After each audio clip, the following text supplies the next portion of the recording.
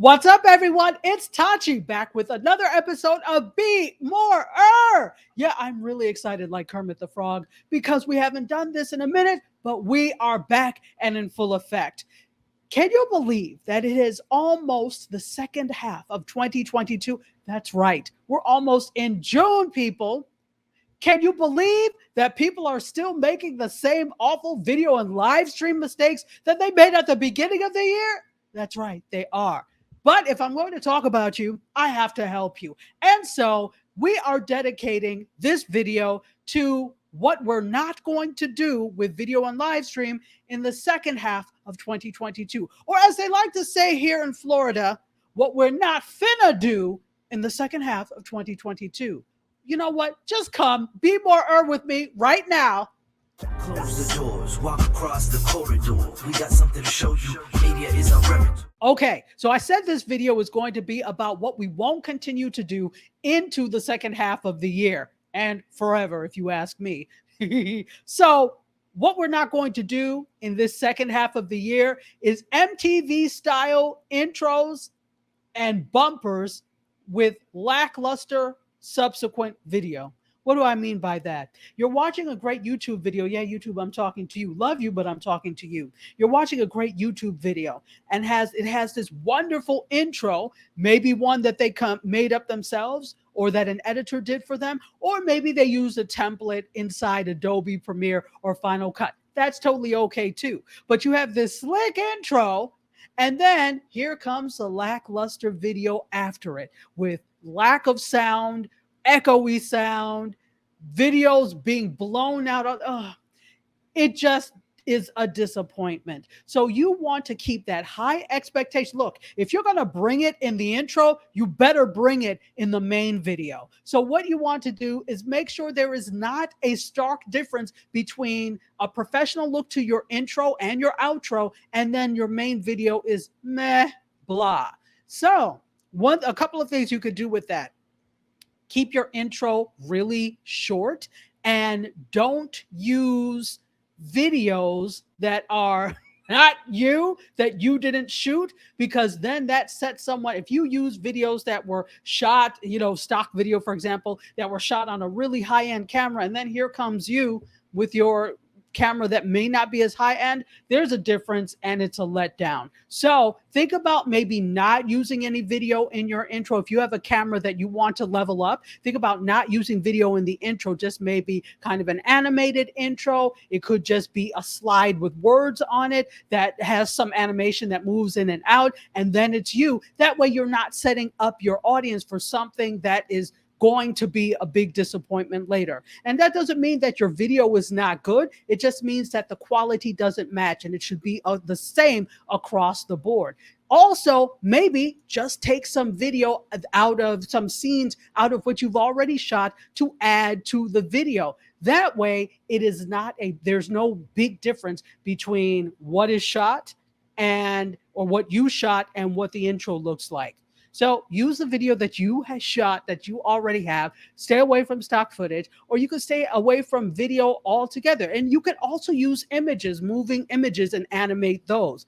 When you get the camera, when you get your production together for the main video, then you can MTV it up. Until then, I urge you to stay simple, because you don't want to set your audience up for disappointment. Because I'm telling you, they're going to be bloody disappointed. Number 2, what we're not going to do this year is continue to shoot video with no mic. We're not doing that anymore. There's nothing worse than seeing a picture that looks fantastic, clear, beautiful, crisp, and then your sound is like you are on the Q or the B train in Brooklyn. Stand clear of the closing doors. Boom, boom. I swear I have heard that too many times, more times than I want to count. You are not a New York City subway conductor, so let's not have sound that makes you think of that. What you need to do is consider your room or where you're going to be. I'm in a very large room. I also have my air conditioner on because it's really super hot, and you can hear it if I had just the camera sound or just the camera microphone. So what you do is always use an external microphone. There are a couple that you could use. I've talked about these before. Let's go back over them. So you could use a lapel mic or what's also called a lavalier mic. Clips to you, gets nice clear sound. You could use a shotgun mic, which is a long mic that picks up sound directionally. So you have to point it directly at the subject or yourself to get the mic. So this could sit on your camera on top. It could sit below your camera toward your mouth and just hide it so we don't see it in the shot. That would work very well also. You could also do something like what I'm doing. I am using a handheld / podcasting mic. This is a Samson Q2U. I love it. It works with my voice. Remember, mics also have to work with your voice. This works with my voice, and I think it sounds really great. It is also a dynamic microphone, and what that means is it will blank out all the other extraneous noises, which is why you don't hear my air condition and you don't hear the echo of me being in a really large room. There's another way that you can fix some of these things in post or in editing. You can actually play with the sound to get sharper, clearer sound. I will say this though, the more you play with the sound, the more you are in danger of distorting your voice or whoever's voice you are editing. So I will say this, it is better to start with clean sound because you can make small changes if need be, as opposed to messed up sound, and fixing messed up sound is a long road and it can be time consuming. And if you give it to somebody else, expensive.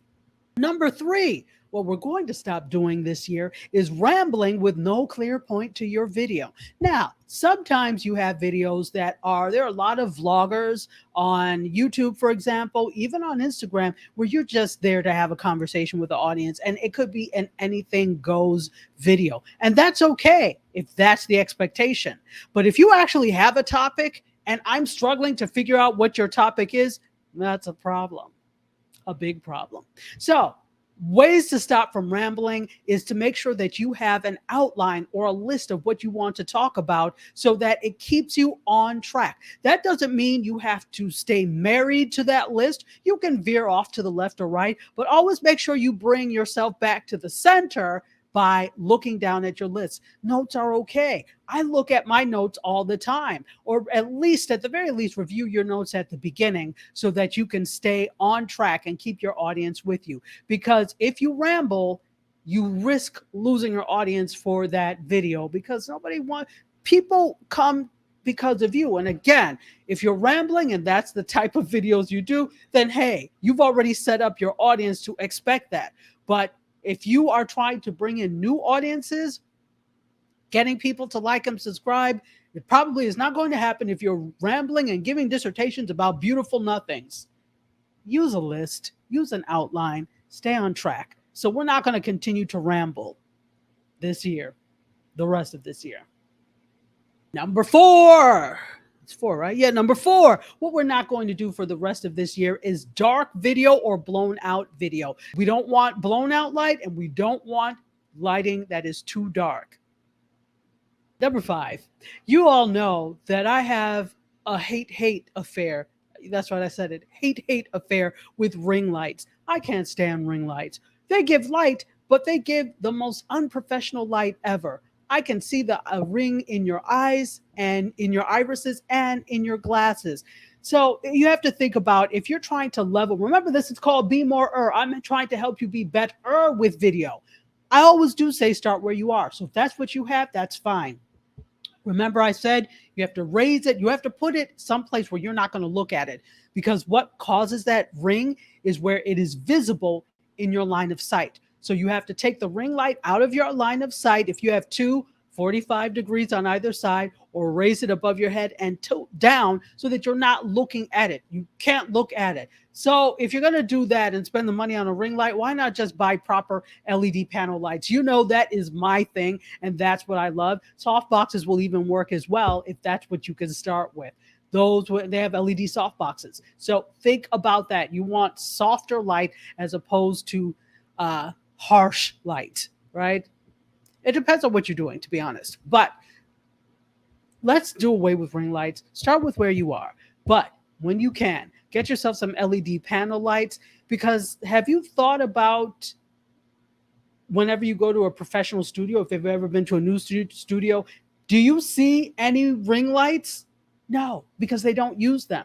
Ring lights have been used for makeup, etc., and those are fine because they're for a task. You can use them to illuminate something that you may be shooting, as long as it's not a shiny surface so we don't see the ring. But what you want when you're shooting is you want to keep your audience in the world of what you're saying, not in the world of production. Oh, I can see the microphone is hanging off by a thread. Oh, look at those rings. So because we are fickle and we will find any reason to look at something else. So make sure that you're not using a ring light if you can avoid it. Not just because I said so, but it will give you a more professional look. And finally, what we are not going to do for the rest of 2022 is use a green screen background with no green screen. Forget about the fact that in Zoom it says you could use a green screen. I'm telling you, no, you can't. Here's the thing. You all know I'm not a huge proponent of green screens for most people because most people don't know how to use them properly. Did you know that you have to light yourself properly with a green screen? Did you know you also have to light the screen, the green screen itself? Most people don't, and they light just themselves. So then they end up putting themselves in a scene on the beach or on the moon someplace, and it just looks ridiculous. Now, sometimes you're having fun, and that's okay. But if you're trying to make a serious video and fool people into thinking that's your background, you're not doing a good job if you look gray and the background has is like taupe or cream colored, and it's clear that you are not there. If you look like a character in a black and white movie because you didn't light yourself properly, there's a problem. So I am a bigger proponent of actually setting with intention, setting up your background. This is my natural background, and I realize not everybody's background looks like this, but you can make your background look just as fabulous. Setting up a production corner, which we will talk about in a later video, to make sure that you have everything you need there, right? So make sure you set with intention. Clean up your background. I'm more of a fan of you cleaning up your background than coming up with something fake. And then if you are going to use green screen and you've taken the time to learn how to do it properly, pick a background that is proportionate to your head.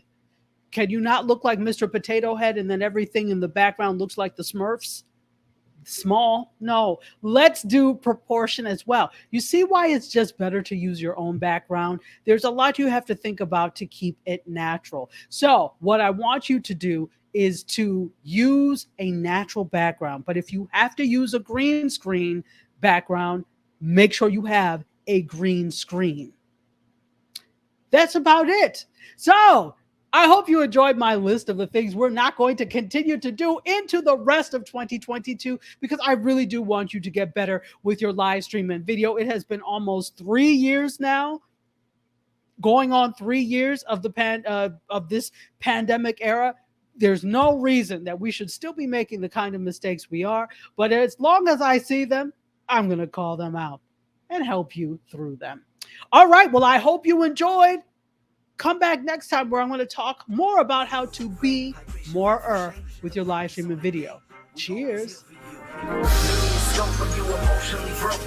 Settled in our knowledge and conversations.